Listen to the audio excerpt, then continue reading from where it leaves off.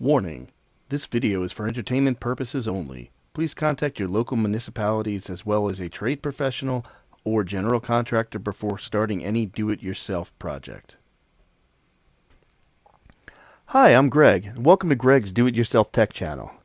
If you're a first-time visitor, welcome. If you're a returning viewer, great to have you back. Today's episode: how to crimp and terminate RG-6 and RG-59+PWR, also known as RG-59+18.2, Coax Cables for TV and CCTV cameras.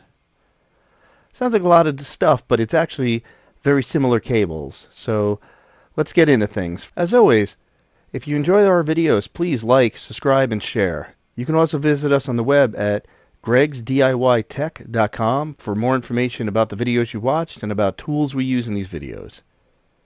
Alright, let's begin. So the first one we're going to talk about is called RG-6 cable. In case you're curious, RG stands for Radio Guide, which is an old military cable standard. And when I say the numbers are not in order, meaning RG-6 didn't come and then there's RG-58, 59, all these different numbers, it has less to do with the sequence of the numbers. It's just specific specifications. Cat 5 cable, for example, came, and then Cat 6 improved on it, Cat 7, etc. But in this case, the number has less to do with a continuation of a process than just specific specifications on those different types of cables. So the first one, again, RG-6, is typically used more for TVs or for cable modem connections. Most standard coax cable, as we call it, that you use today for your television, or like I said, if your cable modem's hooked up with a coax cable, this is most likely going to be RG-6. Connectors themselves, which look like this, we'll zoom in on them in a little bit when we do our demonstrations.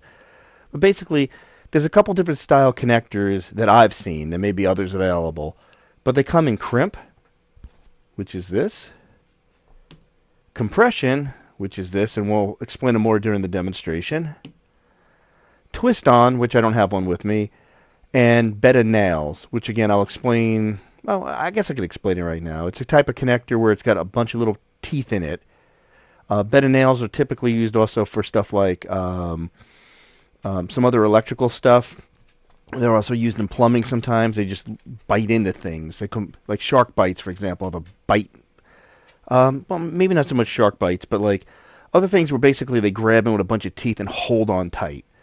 And again, I'll explain those more when we do our demonstration, but bed of nails are another style. Basically, you slide them on, they grip, and they hold on. Very easy to work with. So, in my own personal practice, I have found that compression and bed of nails are the best fitting ones. I'm going to show you the other examples as well, except for twist, which again I don't have. But I have found that compression and bed of nails for RG-6 really hold on nice and tight. When we do a crimp style one in a little bit, I'll show you how they don't quite hold as well as they should.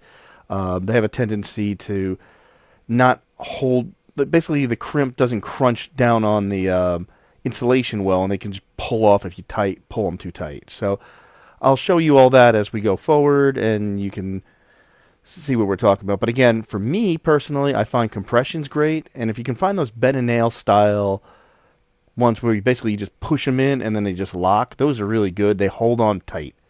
The others I've experienced tend to slip off sometimes, so that's why I'm letting you know about that. Also, as I was just explaining, cable jackets don't always match the spec, so try to match the companies for your crimps and your cable. What that means is, let's say you go to Best Buy or you go to Home Depot and there's a brand of coax RG-6 cable there.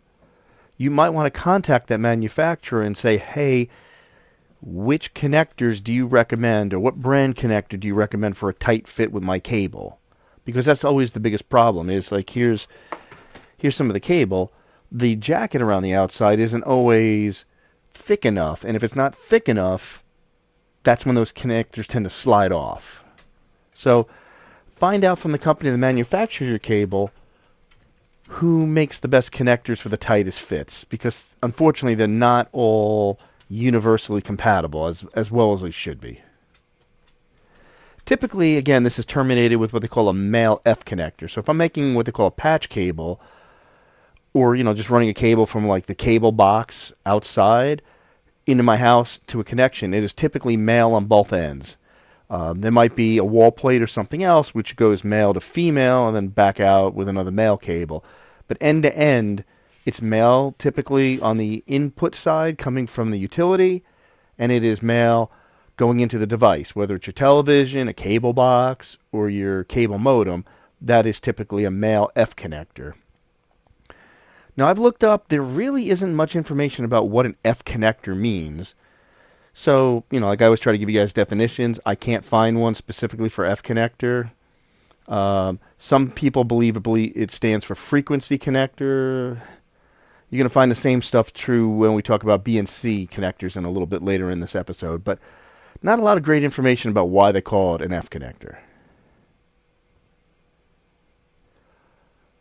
Okay, let's get into our demonstrations here. So as usual, we'll zoom in on some stuff. I have a bunch of different tools here that we're going to use. As usual, I have my favorite tools. We're going to demonstrate those first with the type of connectors I like. Then we'll go into some of the other alternative tools and how they get used. So let's get going with an RG-6 cable. Try to zoom in a little bit here and we can get going. So let me just zoom this camera in.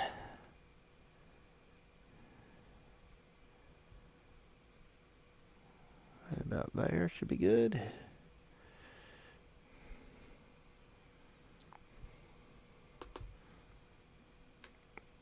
Okay, there we go. So first, what I recommend, let me see if I can bring this up a little bit.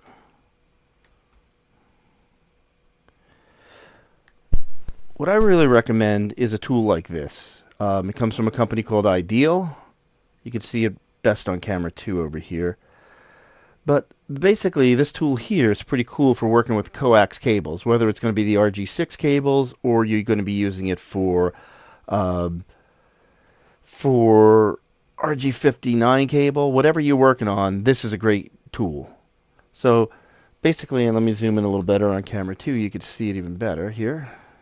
There we go. So this one, it's hard to find this one anymore. It's made by a company called Ideal. I have put on the website a replacement tool for it that's similar, but not quite the same. What's cool about this one is it actually has a spot for coax cable. It has another spot for doing Cat 5, Cat 6 cable. And then it's got these little holes on both sides here, which we're going to show you a little bit, that you can actually push the cable in if you're having trouble pressing the end in. That'll hold the cable in place for you. It's also got a spare spot back here for another cartridge. Over time, these cartridges here will get, the blades will get dull, so you can just pop that piece out and put another cartridge in. But if you want to carry a spare, it goes right there. Okay, so basically, we're going to show you first how to use this tool to do this. Let me see if we can get you in a little closer here on camera 1.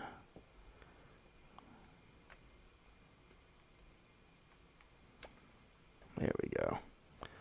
So basically, you just stick the cable in. First off, cut it to length. If it's not perfect, what you can do is just cut it again, in case it's got a jagged edge or whatever on it. But, basically this has got a good edge, so we're going to just start right from here. You put it in the tool, like that. And then what you're going to do is you're going to spin it. I like to put a little pressure with my thumb right over here, so that you can basically hear the sound of the little pieces inside cutting. So let's get it going there. Let me zoom in. Camera 2 is having a little trouble focusing, so let me manually focus it. There we go. Okay. So basically, again, I'm going to twist it around a few times. Now, if this was a brand new tool, you should be able to just pull off and it'll go. A lot of times, as the blades get a little older and duller, you want to squeeze just a little bit. So cable in one hand, your other hand on the tool, and you pull away. And then let's zoom in on camera 2 a little closer, and you can see basically what it does is it takes away the outer jacket, and then in the middle of it, it's actually going to strip away the inside. And I'll pull this back a little bit, you can see it better. But basically, there's an inside insulator right there, and some of the stuff that goes around it. I can even zoom that in closer for you. It's about as close as it's going to get. Let's focus it better.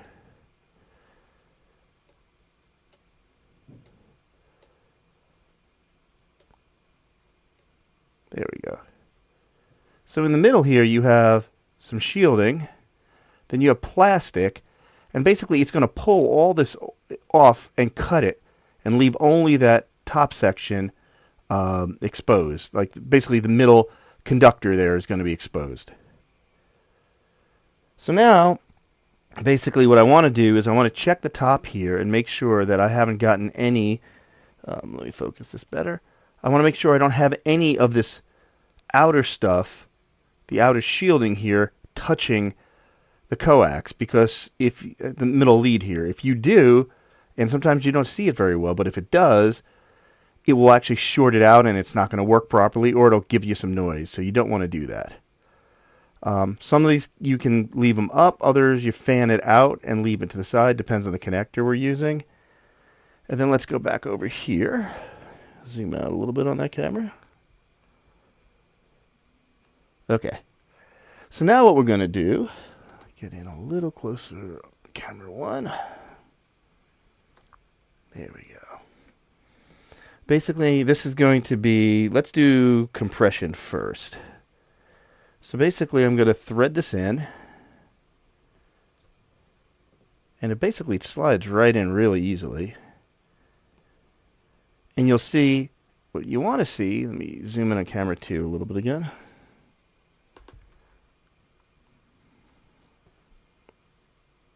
You can see, once I slide it on properly, basically it just goes right in. There's an opening on the bottom here. Slide it in. And there you have it. So we see that the white insulator comes right up to the edge there. And then if you look at it on the angle, let's see if we can focus that a little better. You'll see it just, the little tip in the middle there sticks out. Now the tool I like to, again, I recommend on these is compression. Bring that one in a little bit.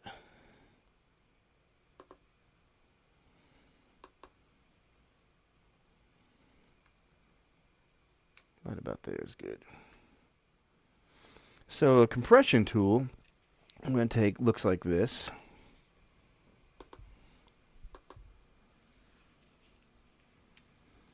This particular one has a lock on it. Basically what we're going to do is we basically stick the tool around it. Let me zoom in camera 2 so you can see it a little better.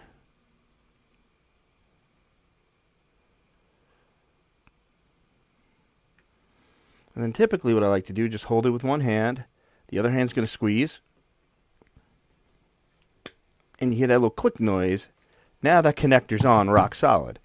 And if I pull, that's not going anywhere. Okay? So that's my favorite type of connector. For these, again, you pull and it's not going anywhere. Okay, so as always, I like to show you some alternatives on ways to do things. So let's cut a chunk of this cable out. Again, I'm going to use my favorite cutters here. And let's talk about a few different ones. Let's say, for example, you don't want to buy an expensive splitter like this, and they're not that expensive. They're 30, 40 bucks. But let's say you don't want to spend any money on them, but you happen to have tools like these, or you have like these sitting around. I'll show you how to do those as well.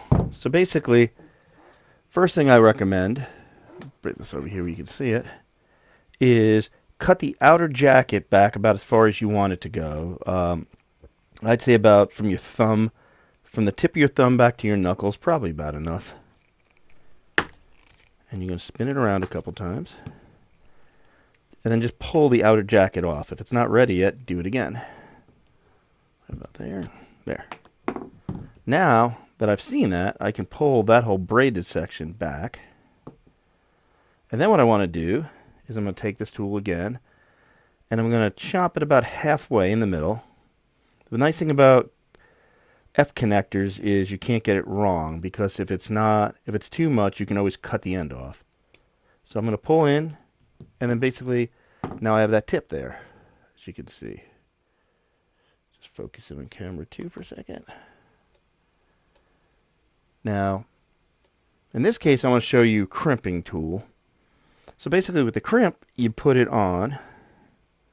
And the other thing you want to do too is, if you can see, if I refold all this braid back over, the braid is as long as the tip area. So you don't want it to be that long. You want it to only be as long as the section that still has shielding on it, which is back here. So basically I'm going to take this again, and I can use a tool like this one, and I'm going to just cut that away. So seeing how it's now about the same. Now we're going to stick this end on and push it all the way back. Now, one of the cool things with the tool I showed you before, if that wasn't going all the way in, I can use the bottom side of this tool here. You see how it's got that little square section there. I can literally just stick the cable in here. It'll hold the connector and gives me a nice little surface to press down on. In this particular case, you'll see that that conductor is sticking way out. Let's zoom that in.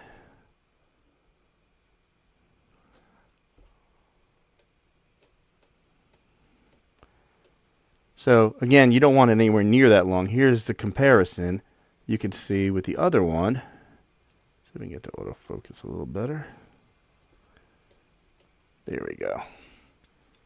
So you see how the original one that cut with the tool is much shorter. It's just slightly sticking out. So then what I can do is I can come back here and just come up pretty close to it and then cut. And now you'll see that they're both almost about the same. Now, the one thing is this is a crimp version, not a compression version. So what I'm going to do with this one is I'm going to take a tool like this. Zoom it out. This is an old, dirtier tool. Don't use it too often. But basically, what you do is you find the right connector size in here. Squeeze it. Come on, let it go. Boy, this tool hasn't been used in a while. Alright, I'll release it the other way. Basically, you stick it in here. This one looks like about the middle notch. And you squeeze. Now, it didn't seem to want to release, so I am going to have to do this manually. Because this tool's probably seen its better days. But basically, you would stick it in here and you would crunch it down. There it goes. Now it's going to work.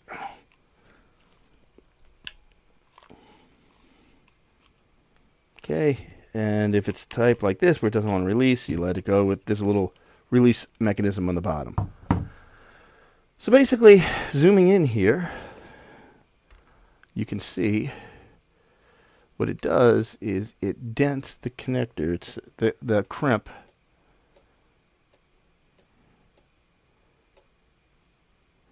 And you can see how it creates like a little bit of a square edge there. Can I get in any closer? Yeah, there we go. There it is. So it actually dents the crimp itself, and that's the idea, is it's supposed to crimp it all the way in.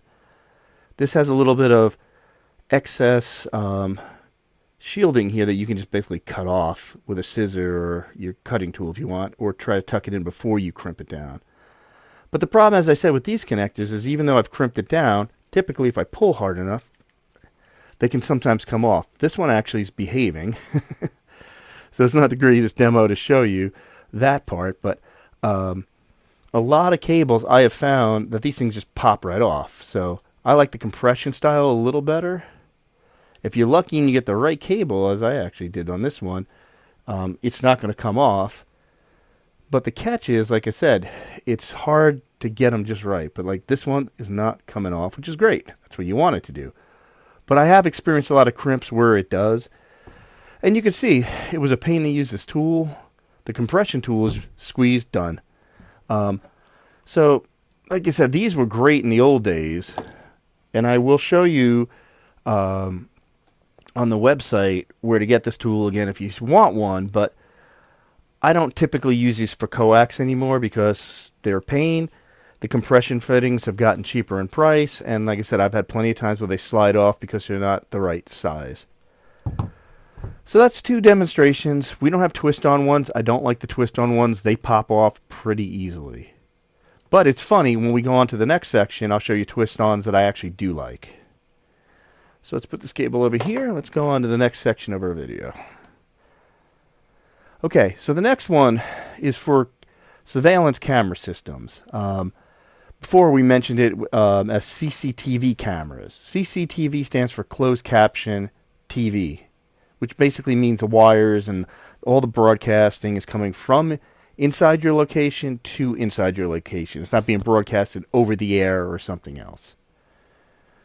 So if you're doing surveillance camera systems and you're using the older style wiring, as we're going to go into, this is another form of coax cable. What it does, and let me show you what it looks a little bit like real quick, and then we'll get into it a little bit, is basically it has 2 sections to it. Let me zoom it in over here, see if we can show it to you. Let's zoom in a little bit.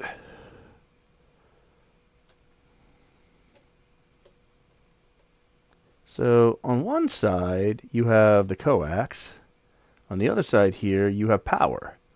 So that's why we call it RG-58 plus power, or we call it RG-58 plus 18.2. The 18.2 stands for 18 gauge, which is a thicker wire than Ethernet, but not super thick for power.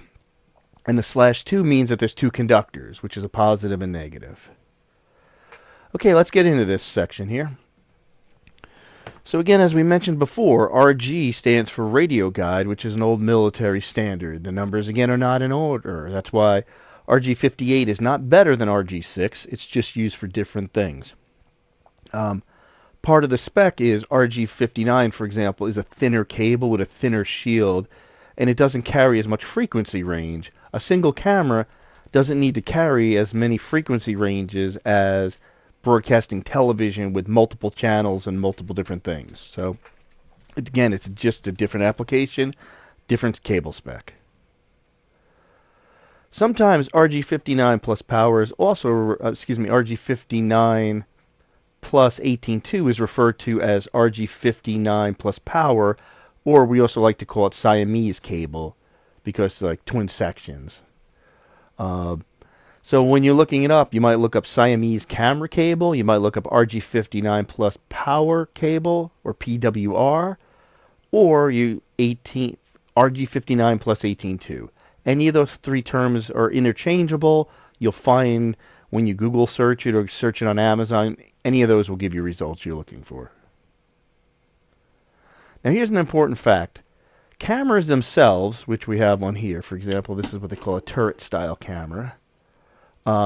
Cameras can come in AC or DC, and it's important to match the type and polarity. If I plug an AC camera into a DC power supply, I'm probably going to burn it up. Same if it's a DC into AC. And a lot of older cameras especially, and some new ones do, depends on if it's a cheap camera or not, are polarity sensitive to the point where if you reverse polarity by accident, you will burn out that camera. And once it's burnt out, it's done. So these are all things to consider, looking at the spec, looking at the instructions before you just assume. Don't just say, hey, I got a camera and follow these instructions. You need to look way further into what you're dealing with before you try this, or you will probably burn out your camera.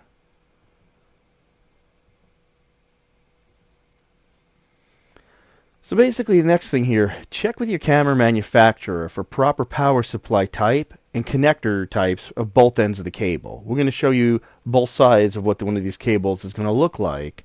So again, it is really important to spec with the manufacturer. What are you supposed to use? What am I supposed to hook up? Do not assume that anything I show you here is exactly right for your camera. You need to verify all that stuff. Verify it with the manufacturer, if you're dealing with a contractor, whoever you're dealing with, check that out. Don't assume anything. Okay, type of connectors too. These come in crimp, compression, twist, and it says bed and nail style here. I don't remember seeing one, but I put it in there because it's quite possible that it has it as well. So interestingly enough, in practice, I have found the twist ones, believe it or not, to be the best fitting. Usually I don't like, for F connectors for RG-6, I don't like the twists. They pop off easily. For B and C, I like them. They work pretty well. Like I mentioned in the last section there, cable jackets don't always match spec, so try to match companies for crimps and cable. Talk to the manufacturer of your cable. Find out what type of connector or what brand connector they want. Because again, same problem we've had. In the old days, we used to do a lot of BNC compression fittings, and we found, they used to be very expensive and they would fall off because the cable jackets weren't thick enough to handle them and hold them properly. On this particular example I'm going to show you, I got some cheap camera cable, so it'll be easier to show you how probably the crimp will come off on this one. Typically, camera cables are terminated with a male BNC style connector. BNC, let me zoom in on camera 2 and I can show you a little better here. BNC connectors look like this. Let's focus you. So basically on the bottom side is where you would insert the cable. On the top side is this. Basically, on the outside, they have a twist section here, and I don't know if you can see it well enough. Let's try it. See if we can get it any closer. That's about right. So basically, BNC has a little section here with a ring and a twist lock. I could take the camera, and I could show you real quick. That if I take, here's a female BNC, and here's a male. Let's see if we can focus that.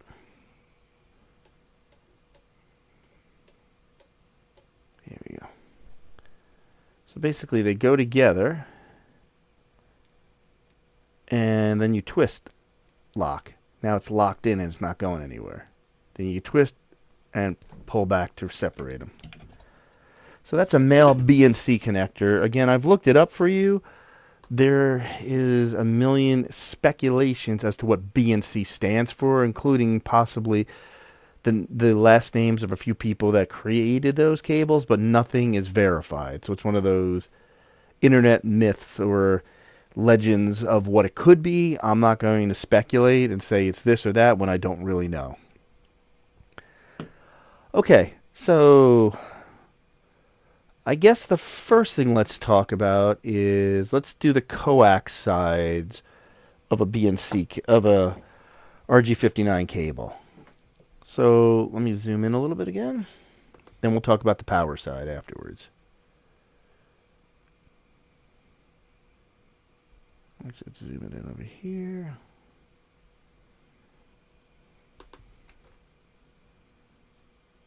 Okay. So first, looking on camera 2 especially. There we go. First thing I want to do is separate out these two sections here, the power and the coax sides. So a lot of times you can just grab it with your hand and just yank and you'll separate the two sections out. Now I'm dealing with just the coax side. So basically same thing applies. I'd like to use my tool here that I showed you before. Focus that a little better.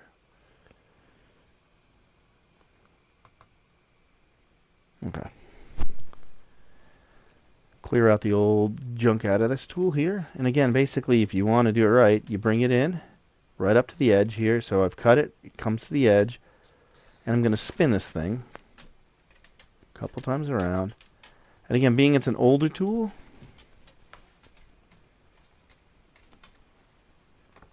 move this.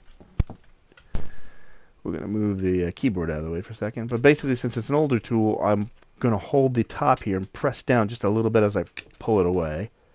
And what's interesting there is, see, it didn't do its job quite right with this cable, even though it did with the last one, is it actually missed the outer jacket. Now, there's a couple ways we can fix that. Watch this. One, I can grab a tool like this. I'll see the score mark where it was before. I can grab and pull. But the other way you can do it is you can reinsert it into that tool, and you'll see right where the metal blade goes in. And basically I can just press it down again, hold it, and just squeeze a little tighter, and typically it'll either pop off, or in this case, this is not the easiest to break away jacket. You'll see it's starting to come loose. So now I can just grab it and pull it. Now, same thing I talked about before. This one's copper. That last one was more of a silver cable, but let's zoom this in.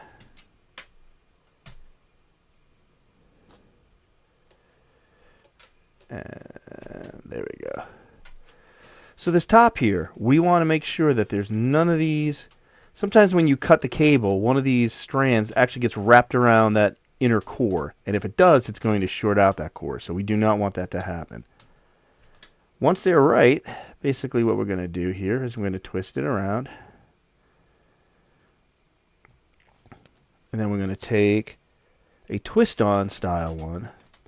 By the way, there are twist-on style ones for RG-58, 59, and 6. Make sure you have the right one for your style cable or they will not fit quite properly. Basically, you're just going to push it straight in, and then you're going to twist it a little bit.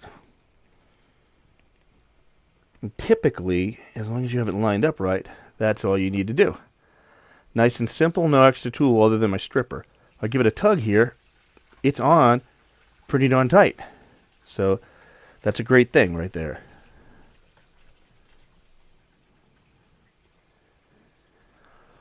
Okay, let me show you another one. We're going to cut a chunk out of here.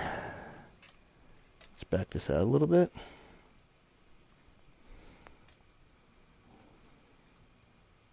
And we're going to cut a chunk out of this. And we're going to show you a different style. Then we'll get on to the power side of things.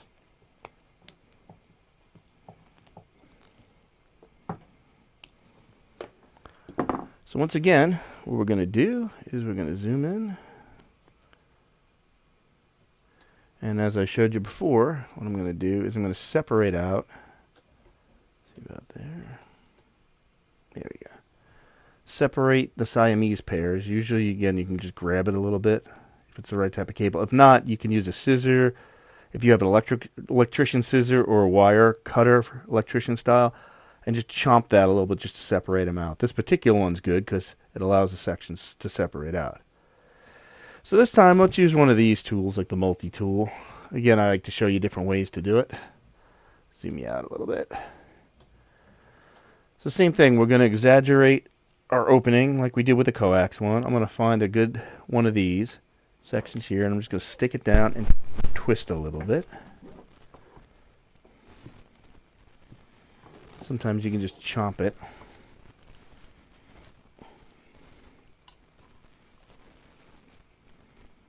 Okay, there it goes. And pull. And you can see, again, I have that nice section there of shielding on the outside. All I've done is pulled off the outer jacket. Zoom in again. Okay. So I can pull it all back. And in this particular case, this one does not have a full shielding around the inside insulator. So basically, same tool. Go here and just grab one of these carefully about halfway. Stick it there and just pull. And now see, and now I have the inner conductor all set. Now again, once I pull this back over, you'll see it covers up everything. So what I want to do is I want to bring it to the side. Again, careful not to take leave any strands behind that can short out. And I'm going to chomp it. This thing has multi-blades, but for this particular purpose, I like to use the inside blade right about there. And you can see you can't really get it in one shot. This is why I don't like to use this type of tool for this type of thing, but I'm just trying to show you, if you have one of these lying around, ways to do different things. So now I've chomped it down to almost about right. I could take it back a little further, or I could just set it back here. which is fine. Either one works. If you want to spend the extra time and clean it up and get it a little closer, that's fine too.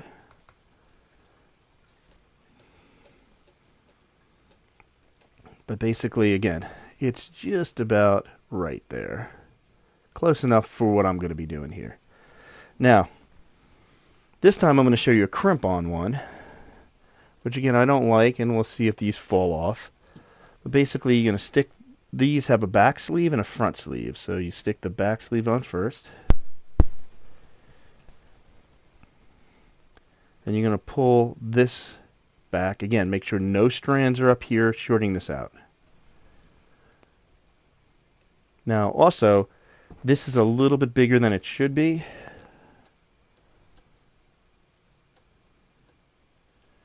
So I'll probably cut that maybe a little chunk off here, about there. That looks better. Okay, so next, all we do is we take this connector here, and we're going to stick it right on there.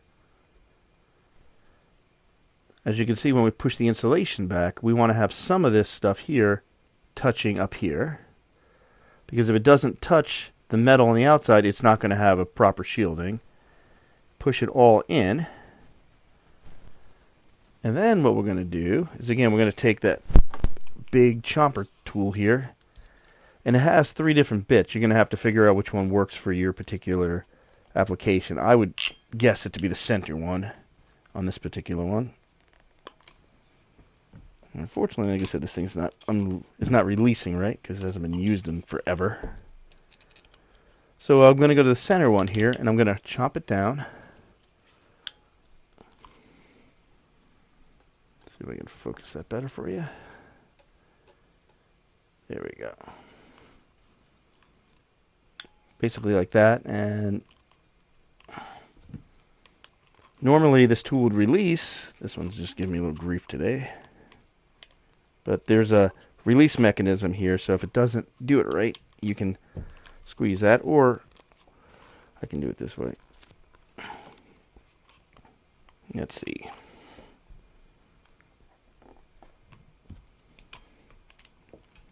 There it goes.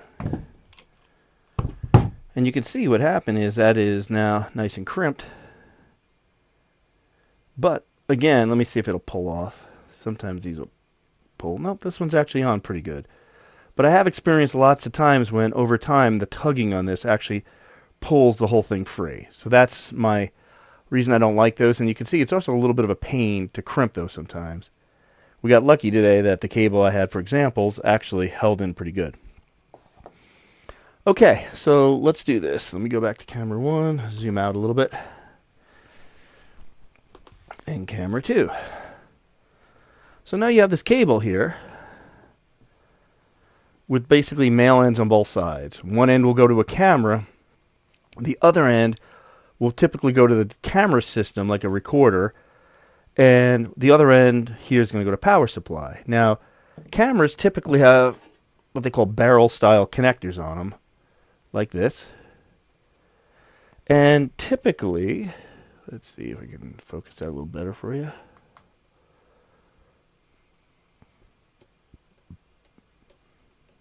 There we go. Comes with a pigtail like this. Basically, the pigtail goes in here on your camera. So basically what we're going to do, let's look at the power side here. We'll start with the one that I did the twist on for. And what we're going to do, let me zoom it up here, is we're going to use a tool. Now in this case, I like these. These are the ones I showed you guys for stripping Cat 5, Cat 6 cable. But it also does really well for stripping out these cables as well. Because it really, if you do it at the right setting, it's not going to nick the inside insulator. So I'm going to go in maybe 2 or 3 clicks until I find the one that works. Spin it gently. And then I'm going to bend it to the side and twist and pull. And then there's your 2 wires.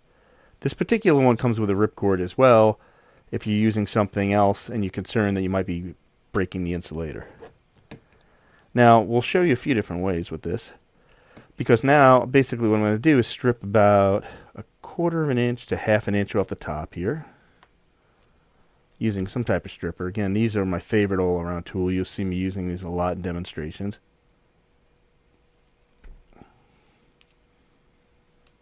And one on the other side. And then basically, I like to twist these around to make them nice and tight because they're stranded.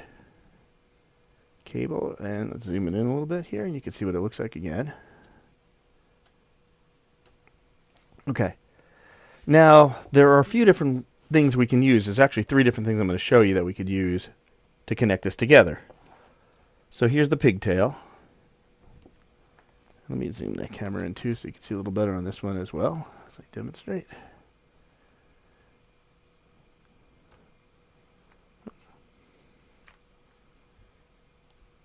There we go. Maybe about there's good. Okay. So basically, typically we match red to red, black to black. Now the one I don't like using, but I see people using it all the time, is what they call wire nuts. Let me zoom that. Focus it a little better. There we go. So basically, if you're going to use wire nuts, you're going to use a blue or a gray one. Those are the only ones that are really small enough to handle this. I would twist it around a little bit to be safe, and then you stick a wire nut on here. Okay.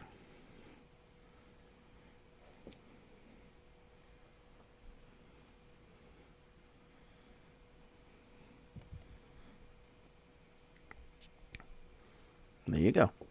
So why don't I like these is because, let me just bring that in a little bit.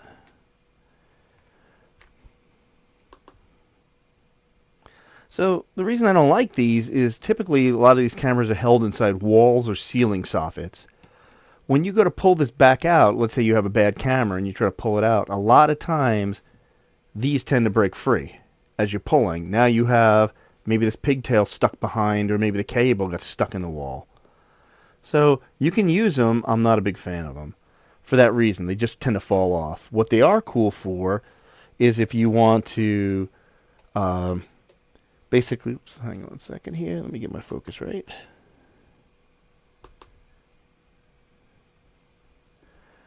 What they are good for is if you want to remove this pigtail for any reason, they are reusable. So you can easily just pop these free. But again, they have a tendency to get stuck in the ceilings and stuff, and I don't like them for that reason because you'll lose them, and you lose the pigtail or something. So another one that I'll show you that we can use is, get these off, what we call, well, first off, I'll show you 2 different ones. So one is these inline splices. They look like this, and we'll show you one of each. So basically, we're going to take one. Let me focus it. Basically, with these, you need a tool like this. Let me get that out a little bit for you. Right about there is good.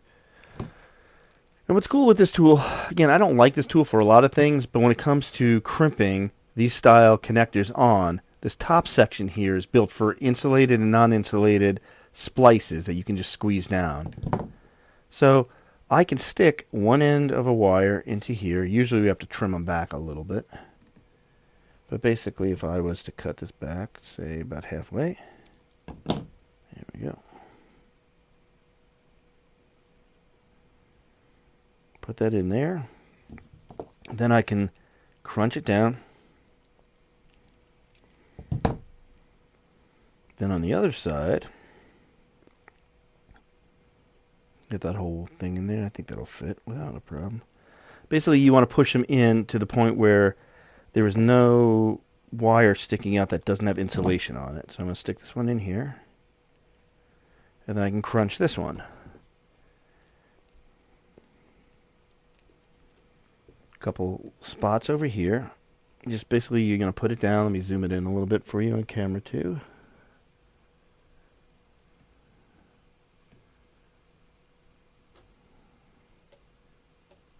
There we go. And basically, all we're going to do is we're going to crunch it. Just not tight to where it blows it up, but basically squeeze it and you'll see. Let's see if we can focus it a little better. And you'll see how I have now scored it, basically crunched it, especially if you look at the side angle on it. And those are cool. I used to use these all the time. They can pop off if they're not crunched right or if the cable thickness is not right. So I like them. They're nice because they stay in line so that the wire doesn't bend around or do anything else weird. You can use 2 of these and do that. But another one I like, and I'm going to cut this off and show you, is what they call like, this is actually like a bed and nail style connector. Also known as a butt splice, also known as a B splice, depending on who you talk to. So with this one, let's do the same thing here. And this one will crimp both of them for you so you can see both sides. So once again, I've pulled this off. There we go. And what we're going to do with these, get them right here. I like to pre-twist them. Whether you do it or not, it's up to you. But basically, these together. What a B-splice or a butt splice looks like is like this. Let's see if you can see it in my hand. They typically come in 2 colors. One is white, one is blue. Blue has a dielectric gel in it, which is useful for outside wiring. It keeps it from rusting or corroding. So, in my world, we use them a lot just to be safe. You can use them for indoor splices as well. It's no big deal. Basically, watch what I do here. I'm going to push this in here until there's nothing except splice. You don't see any copper, just insulation on the outside. Squeeze it in a couple spots, nice and tight. And we'll do the same for the other one, just for kicks.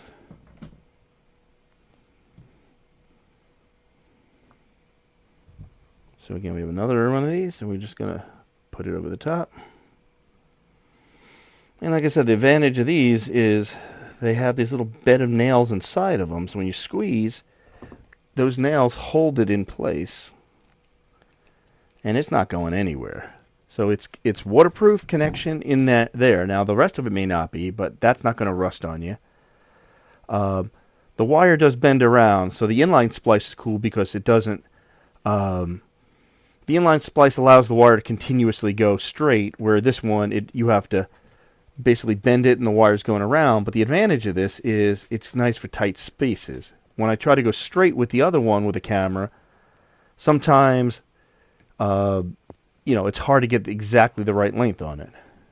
So I like these. Again, my favorite because they don't fall off easily. I've had the red splices I just showed you, the inline splices. I've seen those come off. They're good sometimes they're a pain. Okay, let's go on to the next section here.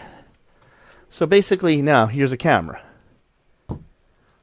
Now I have this pigtail on it, and I can plug that in. And here's the BNC connection. So now this side's all set to go. Zoom it in a little bit.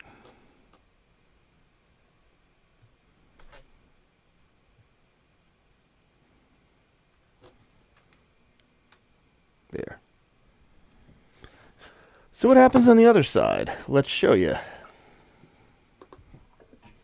So sometimes you terminate a cable like this to a special connector similar to the other side, but has a female side on it. Then you plug in a special little power supply. But a lot of times with camera systems, you have multiple cameras, if you're doing a home security system. So you come with a box like this. Now let me zoom in and show it to you.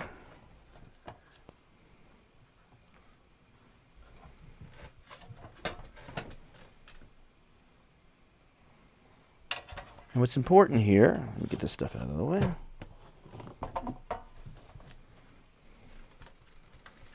So basically this is a fused box. Let's see if we can get it in really close for you. And if you notice, there's words over here. Let's see if we can get it in even closer. Yeah, we can get it in pretty close. So here we go. So here we have position 1, positive. Here's V negative. So positive, negative for each one of these connectors. Zoom it out a little bit. And there's a light here. That light typically indicates if that camera is okay. Some of these have fuses, some of them have, like this one, which is resettable, so if it ever shorts out or trips, you unplug the problem, plug it back in, and it's fine. So this cable, again, we have in our hands. We're going to strip the other end out, and again, showing you different styles here. I'm going to just use a regular stripper this time instead of my favorite stripping tool. Pull a little bit off. Now, since it has a ripcord on it, if I have damaged the conductor, I didn't, but I'll do it anyway, show you. You can grab this little ripcord here with another tool, or if you can get it right with your hand, and pull it back. Typically, with electrical cables like this, they're not as easy to pull that back as it is with Cat 5, Cat 6 cables. So I typically try to avoid having to use a ripcord, but here I'll try, see if I can find a way to grab it for you. Even a tool like this might be able to hold it if you get it just right. But basically, you just grab something, and if you pull, now the ripcord is pulling the cable back, and now I can be assured that whatever insulation I have here, that I've not nicked it or anything. So again, we'll use a cutter like this, and we'll cut it. Find the right divot. Pull.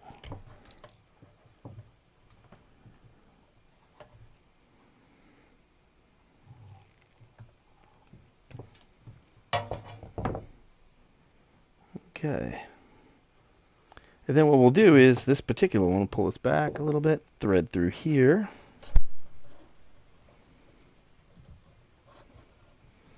Take a screwdriver, and here's the V positive terminal. So the red goes here.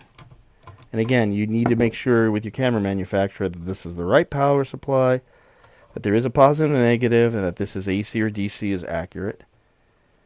And we stick the other end in there.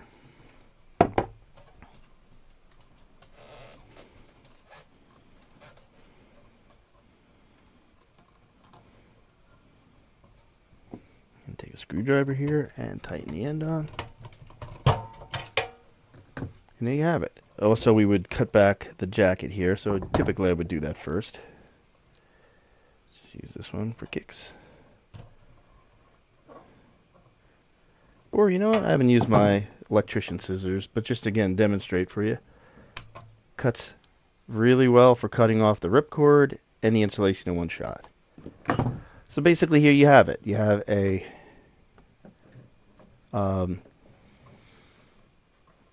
power connection here. So basically we're just stripping that and going through here. So let's zoom out again.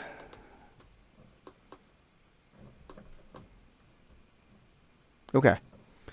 So basically we have two different sides here. So we have the camera with this camera wire here. We have video, we have power on this side. The other side we have going to power supply, and then this end here would be plugged into the back of a DVR or NVR, whatever you want to call it. But basically a recorder for camera systems. Same type of connection as here.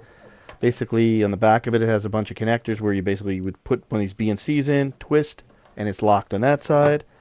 And like I said, you'd have a camera system here where you'd plug it in, and that would be that side. I will show you camera systems next. I will show you camera systems in our next video where I'll actually have one of those NVRs here, and I can explain the differences between the different styles. Since this particular video is more about terminating the cables, it was better to just show you how this all looks, and we'll use this cable as part of that demonstration again. So tune into our next episode if you're interested in camera systems more, because again we will talk about this style camera system and some other ones, pros and cons of both, which one works best for you. Alright, well anyway, I hope you enjoy those demonstrations of these different style cables, and like I said, I try to show it a few different ways because of whatever tools you want. First, I always show the tool I want to use, and then I show you the ones that you might have lying around that maybe you don't want to buy another tool for. So again, I hope that helps you out with that particular stuff.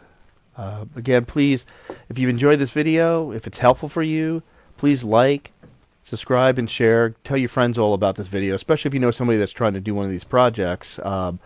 as usual, we'll have in our descriptions of the video, we're going to have different chapter markers, so you don't have to watch the whole video. If you want to jump to the section about the TV wire and RG6, you can just click on that and go right there. If you want to look at the section for the RG-59, plus power, you can jump over there. So basically, we'll have a bunch of descriptives there. We'll also have links back to our website where you can look at some of the tools I used here, and links from there to Amazon, so you can purchase the exact tools we have, or if that tool is no longer available, we have similar tools. So please, again, tell your friends about this channel, like, subscribe, and share the video with anybody you know that it might be helpful for. Check out our website again at www.gregsdiytech.com. We hope this has been entertaining for you and educational. And again, we hope you have a great day and keep tuning in. We got plenty more to show you.